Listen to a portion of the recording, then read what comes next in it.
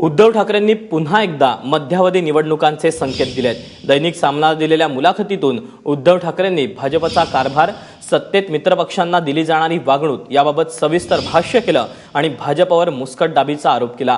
लाचारी पत्करणं शिवसेनेच्या स्वभावात नाही। समविचारी पक्ष म्हणून आम्ही 25 वर्ष युतीत राहिलो, मात्र आमची फसवणूक झाल्याचा दावाही उद्धव ठाकरेंनी यावेळी केला। नेमकं काय म्हटलंय उद्धव ठाकरे यांनी मुलाखतीत आपण पाहूया। प्रश्न विचारला गेला उद्धव ठाकरेंना की उद्या सरकारचा पाठिंबा काढून घेतला तर राष्ट्रवादी भाजपला पाठिंबा देऊन वाचवेल का।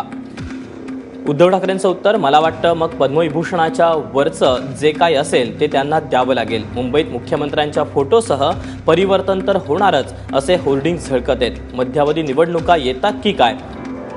दुसरा प्रश्न विचारला गेला, म्हणूनच विचारतोय, परिवर्तन नाही कुठं होणार आहे, मध्यावधी महाराष्ट्रात आणि केंद्रात होतंय की काय, असा प्रतिसवालच उद्धव ठाकरेंनी उपस्थित केला उत्तराच्या माध्यमातून।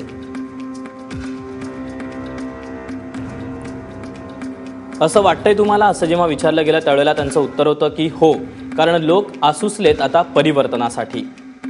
प्रश्न, पण ती संधी तुम्ही देणार आहात का परिवर्तनाची। उत्तर, जर निवडणुका झाल्या केंद्रात आणि राज्यात तर नक्की देणार। केंद्रात सुद्धा सगळं आलबेल आहे अशातला भाग नाही। अनेक जण तोंड दाबून बुक्क्यांचा मार सहन करत आहेत। प्रश्न, म्हणजे कोण। उत्तर, भाजपचेच आहेत बरेचसे।